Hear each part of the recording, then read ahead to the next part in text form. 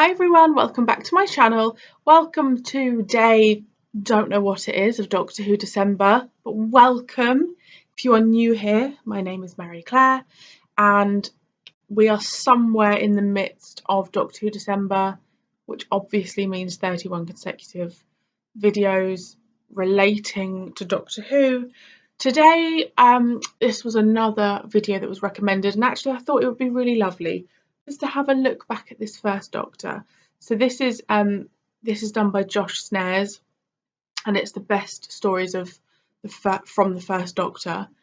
I feel like when you get so deep into classic Who, there are episodes that I've probably just forgotten about, or forgotten about how they made me feel, because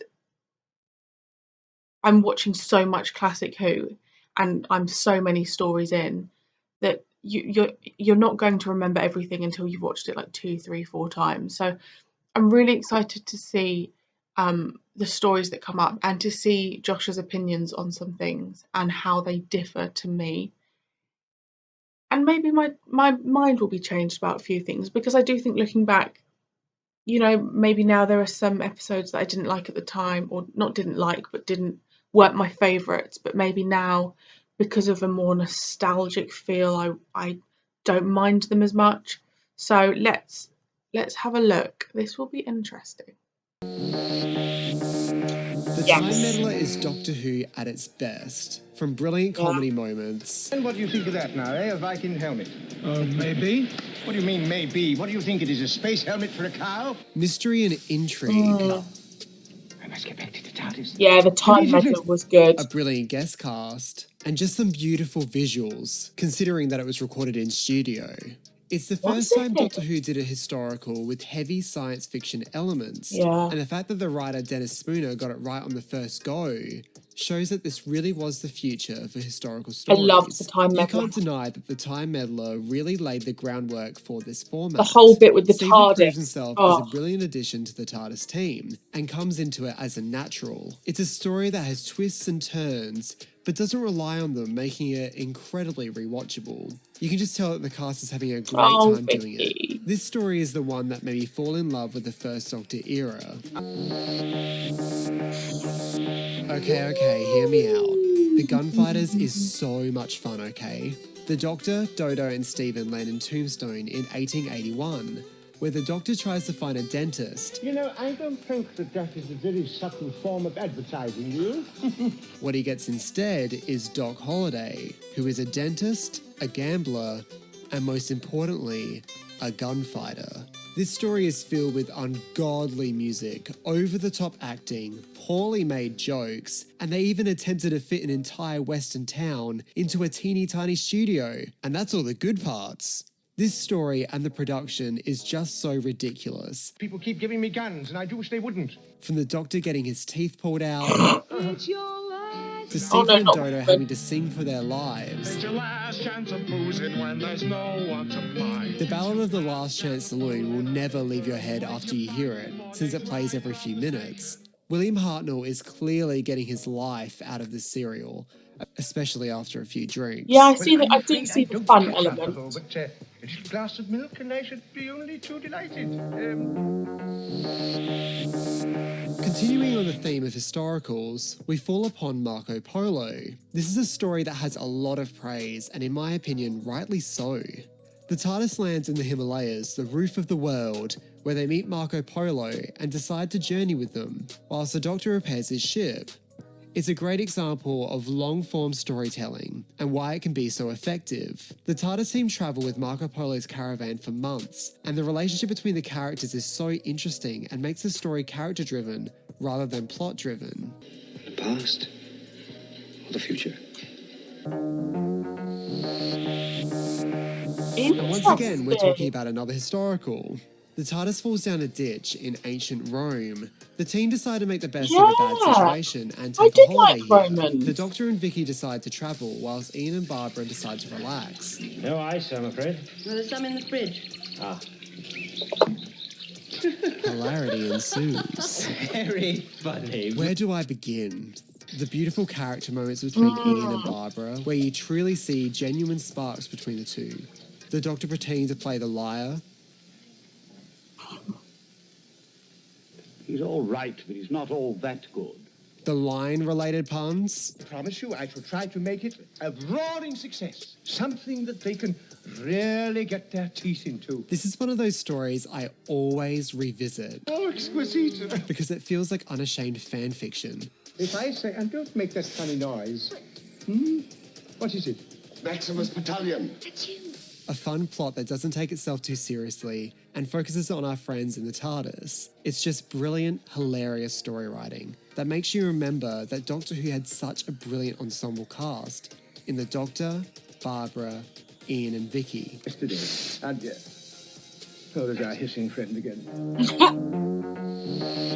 Yes. The loss of importance over the companion roles is most relevant in The War Machines. The Doctor and Dodo land in London 1966, I love this where they story. hear about a new computer called Votan. Ben and Polly. To modern-day audiences, Votan is essentially the internet before it was invented. It's at least 10 years ahead of its time. Is that so? But Votan has plans to take over the Earth, due to it being superior than human beings. Fire! They released their war machines to destroy humanity once and for all. The Doctor's penultimate story is just so different to anything that really occurred in his previous stories. It feels so 60s. The victory of the war machines.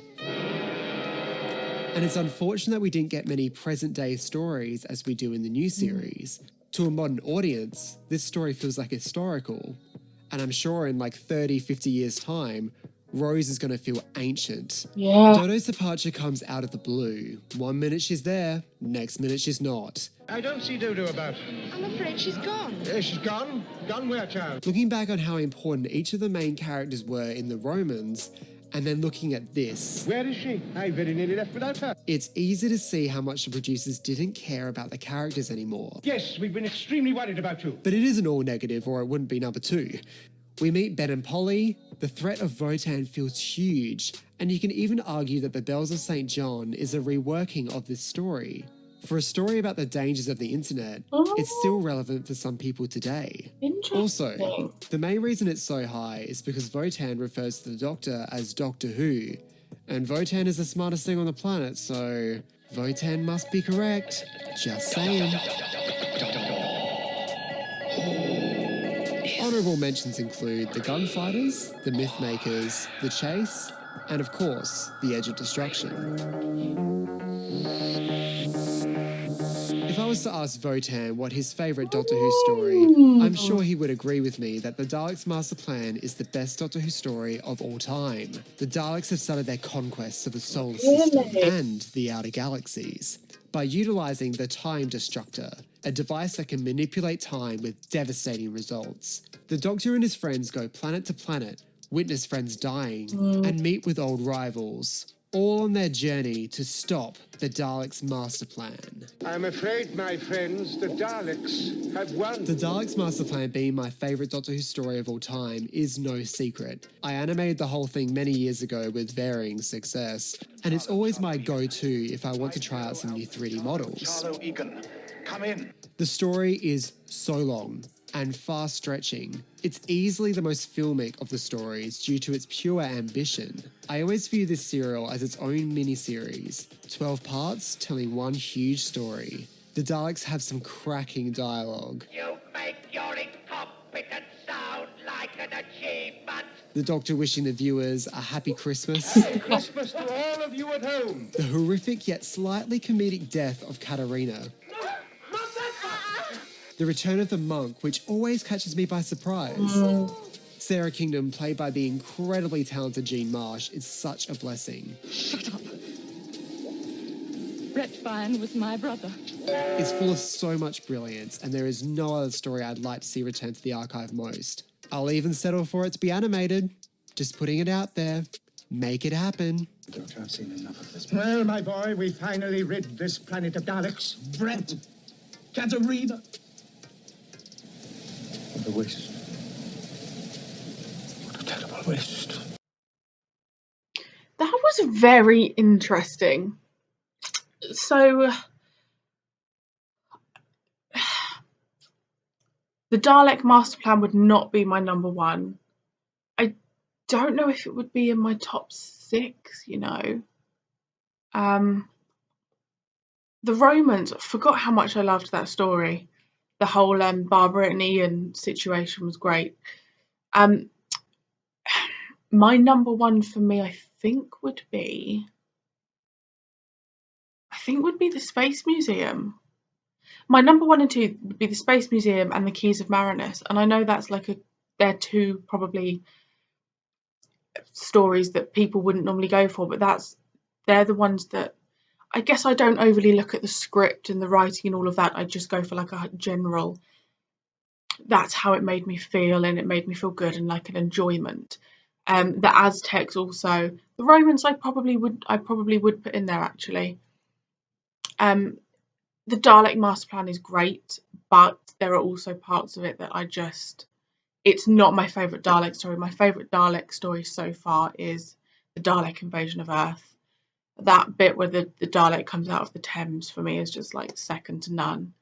So my top 6 would be the Space Museum, Keys of Marinus, the Aztecs, Dalek invasion of Earth, the Romans, and Time Meddler was good. Do you know what? Looking back, I really like the Celestial Toymaker. But oh no, War Machines. I'll put the War Machines in there. Yeah, I'll put the War Machines in there. That would be my top 6. The Gunfighters. I mean, I see Josh's point for sure. Like, it's fun. It was just so wacky. I remember watching it and thinking, is this even Doctor Who? Like, the Doctor needs a dentist. This is crazy. So I absolutely do get that part of it. I just wouldn't put it in my top 6. But again, like I said at the beginning of this, I think from a nostalgic point of view, it's actually just really lovely to see the first Doctor. And I think the strongest team for me with the first Doctor was Barbara, Ian, and oh no, was it?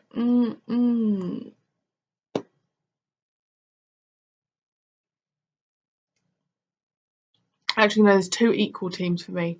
Barbara, Ian, the Doctor, and Vicky, or the Doctor, Stephen, and Vicky. I think Vicky is one of the most underrated companions. I mean, ever, as far as like how far I am into the second Doctor. I just think she's this little firecracker, and I think she's incredible. And it was just a real shame about her departure not being substantial, and not being able to actually see her departure was such a shame. But that really made me miss Ben and Polly. I don't know what it is about Ben and Polly. Maybe it's to do with them being, you know, the last companions with the first Doctor and then continuing over to the second. I think they had some really strong stories. I really miss Ben and Polly actually. Probably more so than anyone from the first Doctor, which is weird. I don't know. I've gone off on a tangent, but it feels like years ago since I've watched the first Doctor, when in actual fact it was in April that I watched his regeneration, so it's not been long, but it feels like years ago.